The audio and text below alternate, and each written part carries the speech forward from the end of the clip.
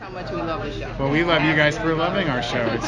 We love it too. We did get the 10 more episodes announced. Did we get any more details on that? We're still working that out. That's 20. So we have 20 episodes we're shooting, and separated in 10. You see them separated in 10. So that's special news for you guys. Well, we didn't know when the second 10 was going to air, so what we found out is it's airing in the summer. Sure. Which is huge. That speeds up the timeline. Right. Yeah, so that you don't have to wait. You don't have to wait. For more. Okay. So it's going to be April. We'll do your 10 run, and it'll probably be just a month off or something. Yeah. Very I excited. was very confused about that. Me too. I was confused too. 30 episodes in season 3. I know. What's going on? That'd be fine. Your new season, it said April 3rd, so it's not coming back in January? No, April 3rd. Yeah. Wow, that's a long time to wait. It is, but then you get Back to less back. time. You get 20. The best things in life you have to wait. Just like Lilith. That's right. Leading in. Oh, nice. And action. Everyone's going to have to just rewatch and restream it. Yeah, exactly. Okay. So what can you tease about? Because it's very secret, obviously, and you don't want to spoil anything for the fans, but it's something they've been waiting for. So. Is this about Lilith, you mean? Yeah. Her first husband was someone named Adam. She was kicked out of the Garden of Eden. And she believes that he cursed her to be barren and not able to have a child and sent her. And that really made her mad. He'll have a woman scorned, and a woman who cannot have a child is a woman that you do not want to F with. Her drive, like the book, is to raise Sebastian. So you really care about her. And this actress is amazing. She's on such an emotional drive. You're rooting for her every step of the way, even though she's wickedly weird and doing nasty stuff. It's all for such a reason that we can all identify with.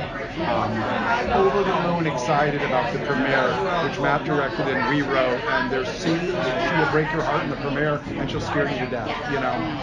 And it's exciting. It's the best kind of character, right? When you have a villain who you actually, I mean, I feel for the Joker. I don't know about you, but you understand what happened to him, and you understand Batman. You understand that his parents were murdered in front of him, and then when you get that kind of, even though he's not a villain, but the complexity of that character and the emotional resonance of Lilith is something that haunts the show.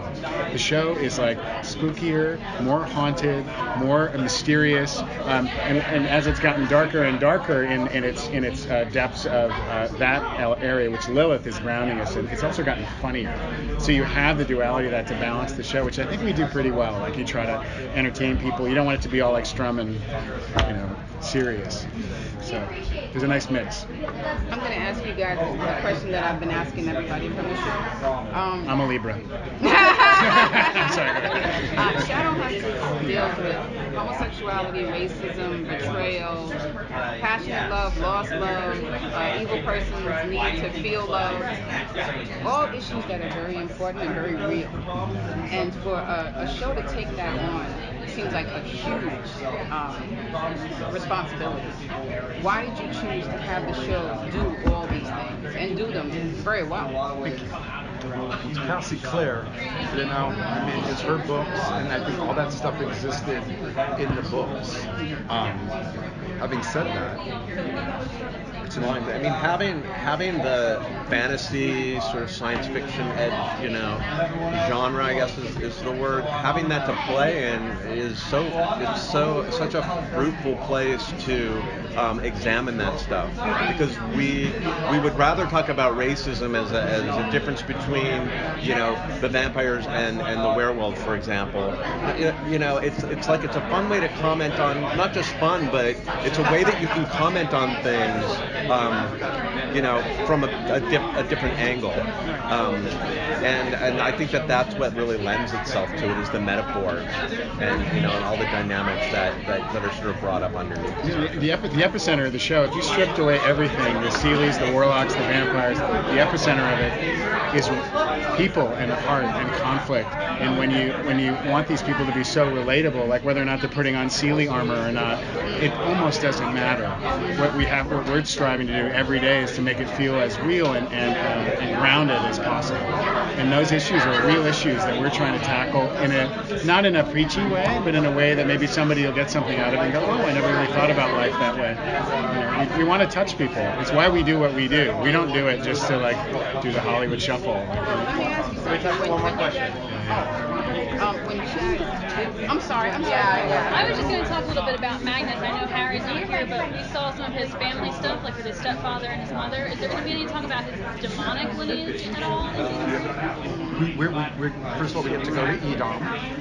That is an exclusive for Basic Shadow Hunter. And talk nerdy with us. And talk nerdy with us. And there is someone named Asmodeus. You might be familiar with him. And we get to kind of slightly peel back the onion of that, which is super interesting.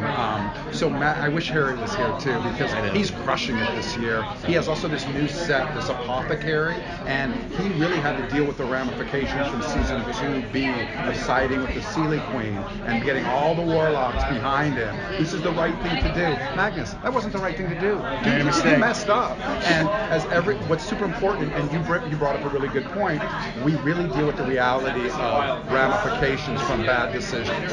You know, people on TV, they do it all the time, and then it's like, oh, everything's fine. No, that's it. Life's not like that, you know. And so these characters, especially him, he has to really go through a whole metamorphosis in season 3. It will rock your world. It's amazing. It's so good, really. I'm not just speaking about my show. This is the fangirl in me. You know, All right, thanks everybody. Thanks, you guys. Nice to see you.